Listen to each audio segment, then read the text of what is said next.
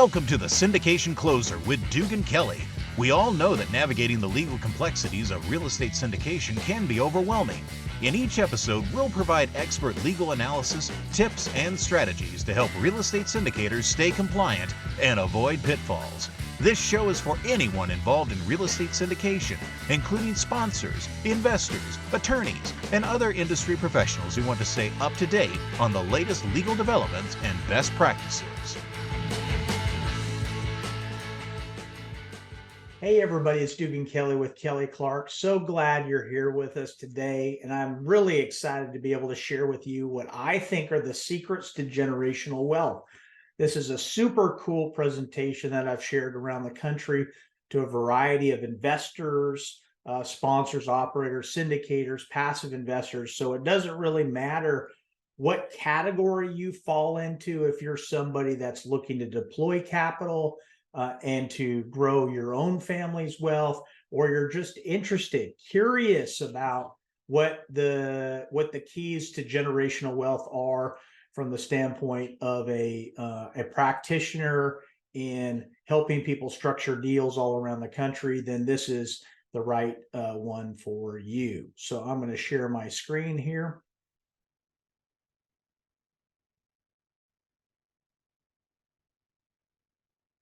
All right, so this is what we call the secrets of generational wealth. So let's start off with one of my favorite quotes. This is from Jim Rohn. He says, "For some, worldly riches are gained at the price of lost friends and broken families. For others, fortune remains forever elusive, while families remain precariously intact. But for most, we remain forever in one of two categories, either poor, seeking to become wealthy, or wealthy, seeking always to rediscover the happiness that we had while we were poor." How true is that, right? So there's usually two camps that people kind of fall into. Here's another quote for you. "We've had the most massive creation of wealth for people a lot younger than those who formerly got wealth in the history of the world. The world is full of young people who really want to get rich. And when I left school, nobody thought it was a reasonable possibility." That's from Charlie Munger, Warren Buffett's business partner. So if you're one of those people that is looking to do that, well, we're going to talk to you about what we see and what we think of when we think of generationally wealthy, what the secrets are associated with that. So a little bit about our firm and me in particular. So the firm has over 50 years of a collective experience. We've structured deals in excess of $10 billion. On average, we structure $4 billion or more per year. Last year, I think it was over $5 billion, and we're close to $3 billion so far for 2023. Licensed in multiple states, and I've written a couple books. The best-selling collaborative author with a bunch of other people called Purpose, Passion, and Profit and Success Habits of Super Achievers. If you're interested about that, you can check us out on Amazon. Without further ado, let's get into what we think the secrets of this generational wealth. But for color or context, first and foremost, let's get some definitions down. So total wealth is adjusted to remove the effects of inflation. So this is held by families in the United States. Tripled. Wealth held by families in the United States tripled from 1989 to 2019, from $38 trillion in 2019 dollars. That's roughly 4 times the nation's gross domestic product, or GDP, to $115 trillion. That's a significant jump if you just think about how there is this large kind of concentration of wealth inside of the United States. So the growth of real wealth over the past 3 decades was not obviously uniform, right? There was a concentration of wealth, and it got even more concentrated in a smaller group of individuals. In 2019, families in the top 10% of the distribution held 72% of the total wealth. Families in the top 1% of the distribution held more than 1/3, and then families in the bottom half of the distribution held only 2% of the total wealth in the country. So that's a very highly concentrated amount of wealth that's held by a very few amount of individuals, families, entities out there. So I really think that the biggest, and we're going to see this throughout this kind of throughout the key ingredients, throughout what we consider to be these secrets of generational wealth, with the core principle that we're talking about.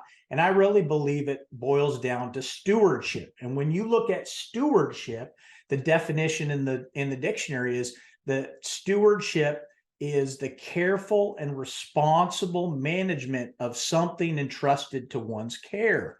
Right. So I really believe that ultimately, as you look at these secrets that we're going to share with you, that ultimately you're going to come to the same conclusion that I have come to, and that is success comes from being a good steward of what you've been given. So secret number one, and this really boils down to what I call creating value for others. So for those of you that love that book, The Go-Giver, you might see this is also similar to what law number one is in that book. And that is this idea that in a free market economy, creating value for others will drive demand for your product, your service, and or separate you from your competition. So it's this idea that if you are able to create value for others, now it's a much more, it's a thought process that is trying to bless and serve other people, not necessarily you. So you're not focused on what you can get from somebody.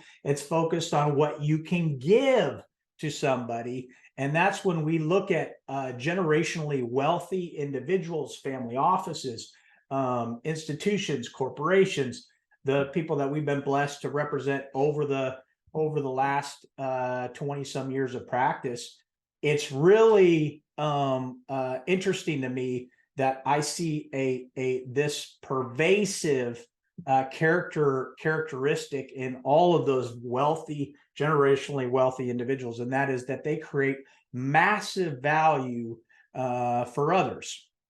And so we say we create value for your clients, your friends, family, those individuals the Lord puts you into relationship with. So it's super important that you understand that it's something that you are serving and doing for other people.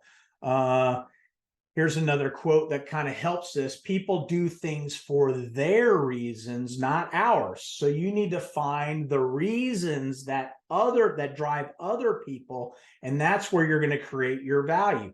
And so a lot of people say, well, how do I do this? So what are some of the characteristics that I would implement in order to create value for others?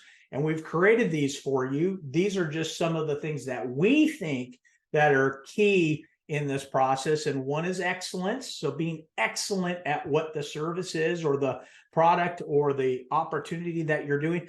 Consistency is super key in this. Attention, having attention to detail and attention to the overall aspect of everything. Empathy, it's so important to be able to share genuine empathy. We're not talking about sympathy. We're really talking about your ability to put yourself in the person that you're serving's shoes, feel their pain, understand what their values are, what they're trying to achieve, and you're being able to ultimately show appreciation as well associated for that. So these are the tools, what we call the tools to implement in this secret number one for creating value for others. All right, so let's talk about secret number two. And this is what we call results matter, right? So we're going to be intentional and serve other people, but ultimately our service has to relate to some sort of achievement or result in the act of service. So it's not just a trying matters, it's actually achieving the results of this. Your clients, friends, family, those individuals the Lord puts you in a relationship with will use you more if they achieve the results that they are seeking. So remember, secret number one is find out how to create maximum value to other people, and then two, achieve the result that the people that you're serving are actually looking to achieve. And I'm not talking about some sort of massive windfall. It has to be practical in nature. You have to be able to actually achieve some meaningful result, but it's super important for results for your clients and those that you're serving to actually feel that you've achieved that. So what is your actual, so when you're thinking about this, you can ask yourself, what is your actual impact on those individuals, right? What's the actual impact of what you're doing? And then, however beautiful, this is a quote from Winston Churchill, right? However beautiful the strategy, you should occasionally look at the results. So imagine that. These are amazing words of wisdom from one of the most prolific people that changed the world forever, Winston Churchill. And the reality is we need to occasionally look at the results, not just fancy words. We actually need to put our words and our actions actually into actual actions, deeds, works, in order to achieve those results. Okay, so that's secret number 2. Secret number 3. Many of you focus in on this all the time. So this is not going to come to you by any surprise that secret number 3 is growing your network, your own personal network. People do business with people they like, know, and trust. So if you haven't developed your own network, you're doing yourself a disservice, regardless of what you do. You don't have to be practicing law like me. You don't have to be raising capital or trying to syndicate a deal or close a real estate deal or a merger and acquisition. You could be selling a product.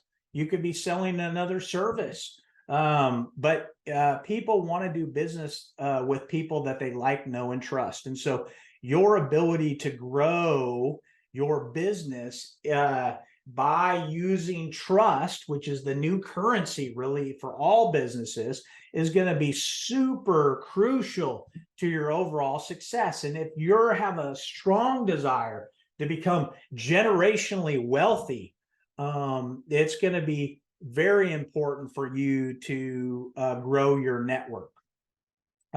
Recent survey shows that retention and growth, over 80%, comes directly from this trust factor. So think about that. Over 80%. A lot of times when we first started practicing in law, they used to say 80% of success is just showing up. Well, the reality is we're not just showing up with trust. We actually have to build that trust. We need the people that we're serving to feel that and also reciprocate that, meaning it has to be genuine. But if you're able to do that and grow your network sufficiently, you're going to see stickiness develop in that process. So Henry Ford said, you can't build a reputation on what you're going to do. You actually need to do it, right? So remember, creating value for others. Results matter, not just words. We actually have to deliver some sort of results. And 3, we're going to surround ourselves and we're with new people. We're going to build our network, and we're going to do that through the use of building trust inside of that. So you need to guard your reputation. You need to cultivate your reputation and be a person of character and ever increasing capability.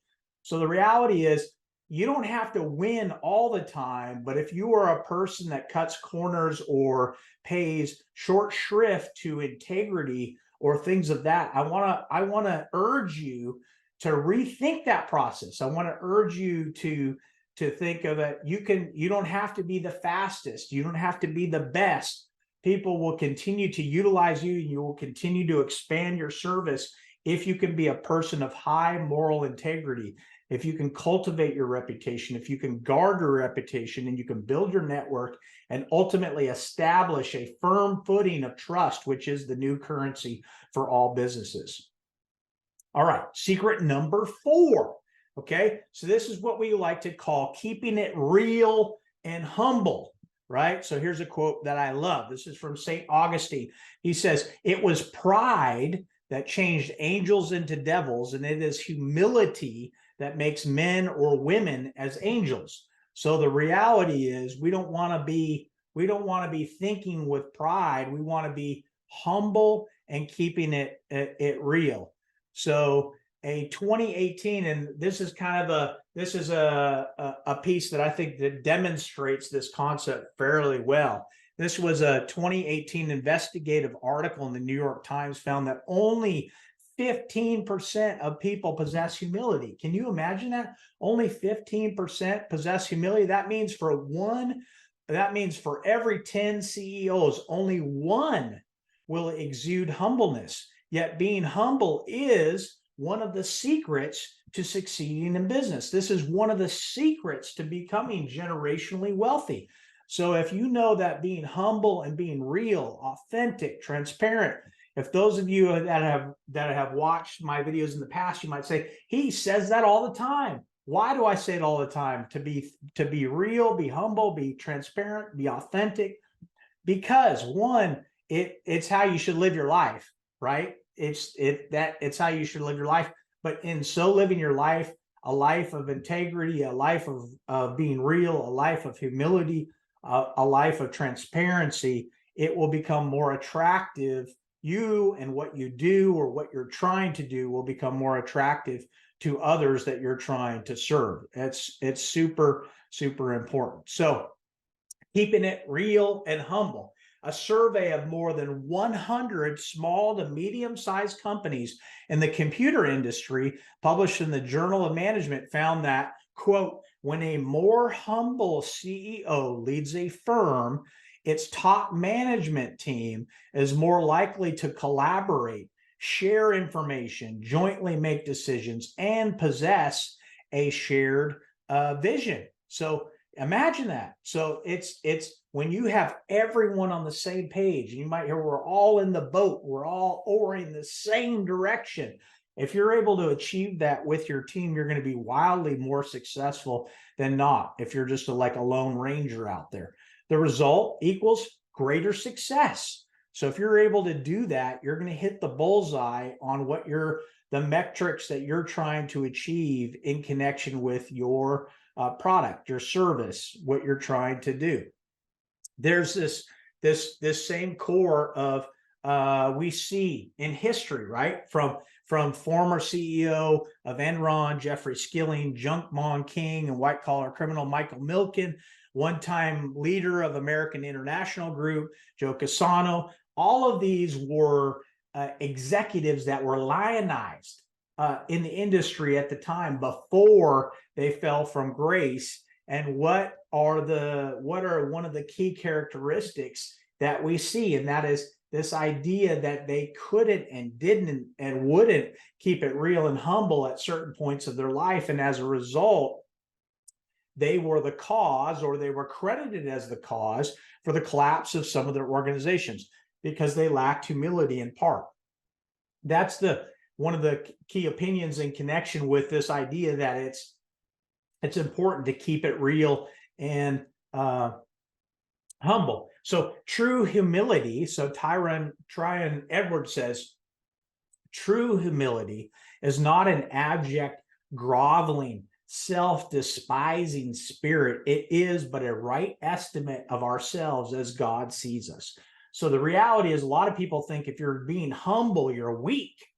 You can't lead, you lack inspiration, you're not courageous, you don't have confidence, right? You've heard all of these cliches, the criticisms of people that are humble or keeping it real. I prefer to think of it as, no, real strength doesn't have to chest thump, and you don't have to yell through a bullhorn in order to get your point across.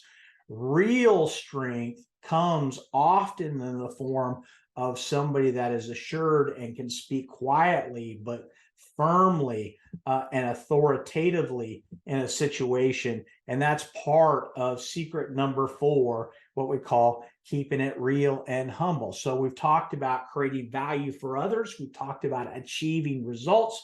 We've talked about building your network. We've talked about this idea that you need to keep it real and humble. So the fifth and the final secret that I want to talk about with you is what I call emotional intelligence. So this is so important.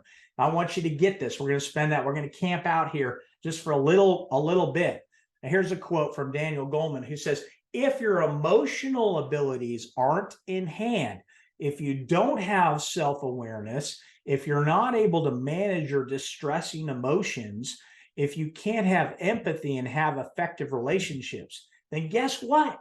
No matter how smart you are not going to get very far. So a lot of people think it depends on the school you went to. It depends on where in the business draft you were drafted, where in the country you live, what city do you live in, how big is your house. All of these things that are not, they're not true indicators of true success. They're not true indicators of a foundational principle that you can build generational wealth upon, but emotional awareness, emotional intelligence truly is. So think about this. According to a study, over 90% of top performers have high emotional intelligence. Emotional intelligence accounts for nearly 90% of what sets high performers apart from peers with similar technical skills and knowledge. That means you can have somebody that goes to the what people perceive as the best school and somebody that went to a school that people perceive as the worst school, and yet I would wager that the person with emotional intelligence will be far more successful in whatever they put their hand to do in life than the person that is relying upon some sort of principle of like, I went to this school, or I came from this family, or here's the amount of money that I have in my bank account. So emotional intelligence is not to be undercounted, in my opinion.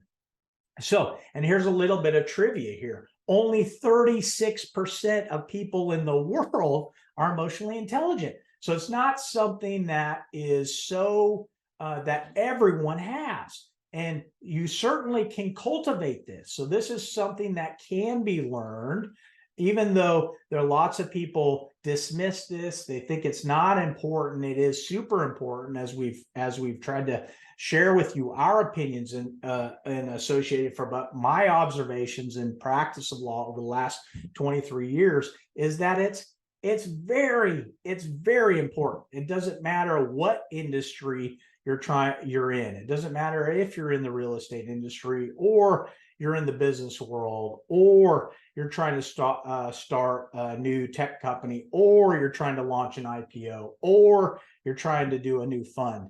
All of these things, emotional intelligence cross-pollinates across all markets, all types of services, all types of products. It's super, super important. So a study followed 80 scientists over the course of 40 years. So this was not just a little snapshot thing, and found that social and emotional abilities are 4 times more important than IQ in determining professional success and prestige.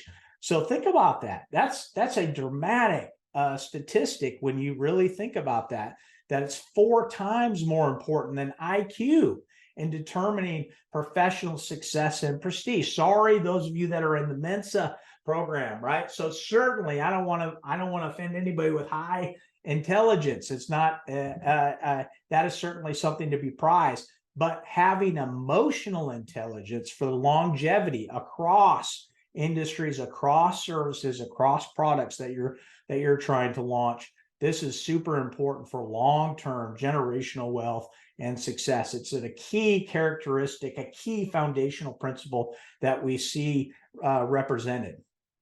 95%. Here's another study from Business Harvard, from the Harvard Review, that 95% of people think they're self-aware, but only 10 to 15% actually are.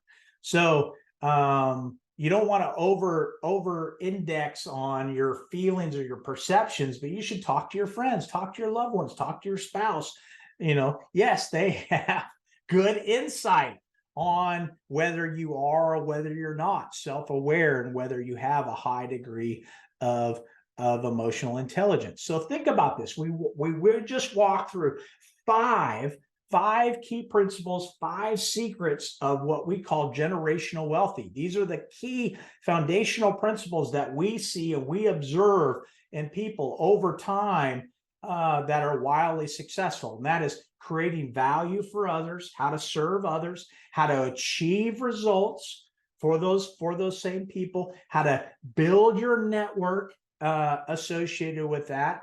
And then this idea of keeping it real and humble, right? That's number 4. And then number 5, we've got this idea that you need to be that people that are wildly successful in this area are emotionally intelligent individuals.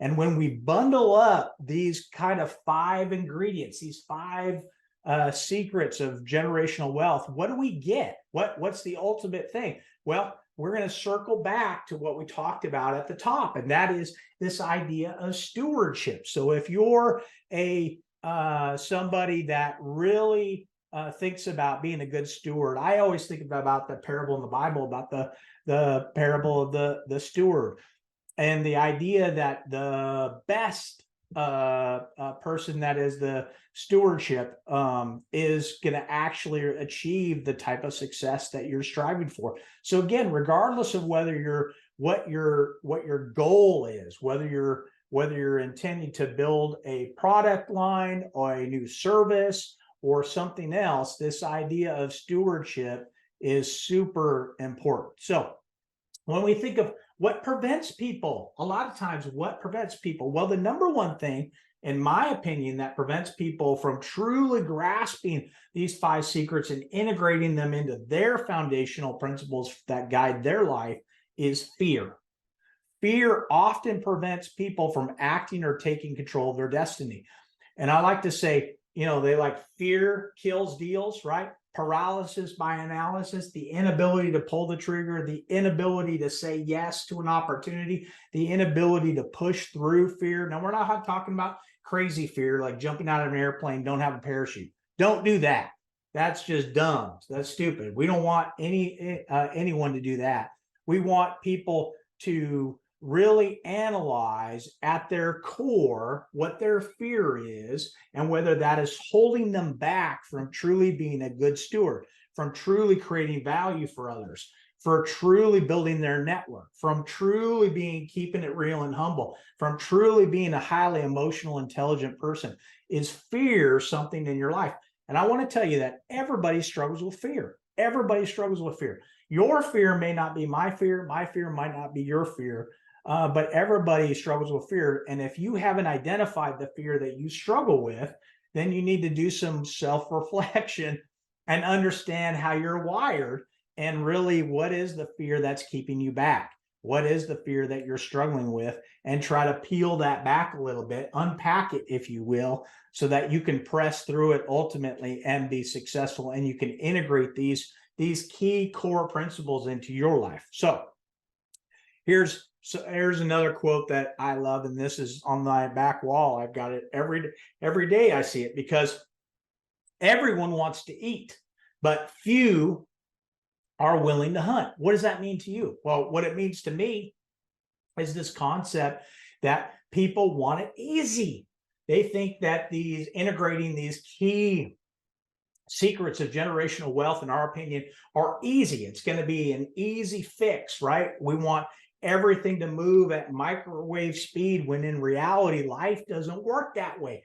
Life is about consistency. Life is about persistence. Life is about the struggle often, and the achievement and savoring it when you've actually achieved it. So there are very few people, there's lots fewer people that are willing to do the hard day-to-day grind in order to be successful than people that are prepared to reap the benefits. Everybody wants to reap the benefits, but what are you prepared to do in order to hunt, in order to actually achieve those results, in order to actually integrate these principles into your life? So, hey, I'm going to leave you with one of my favorite quotes and or poems, and from one of my favorite presidents, and that is Teddy Roosevelt, the original Rough Rider.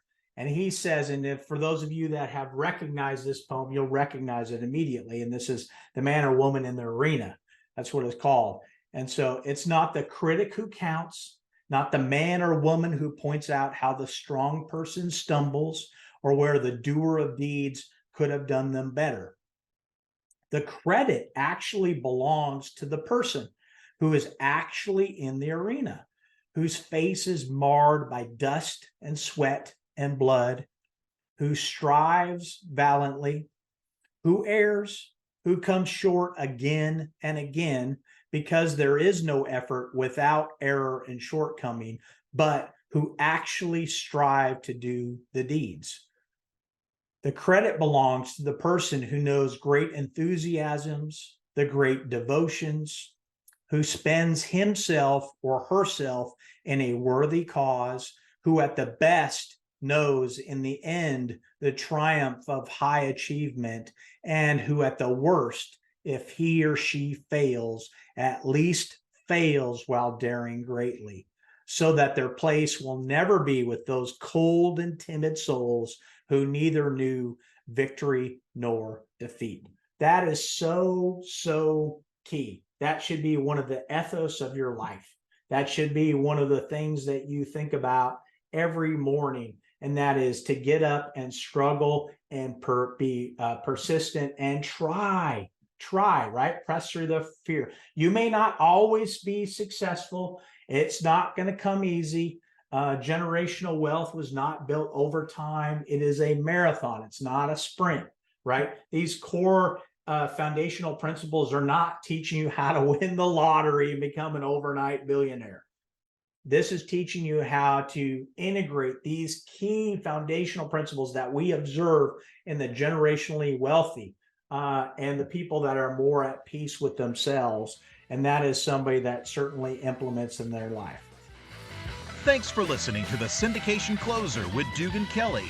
Follow us on social media and visit our website, syndicationcloser.com, so you don't miss an episode.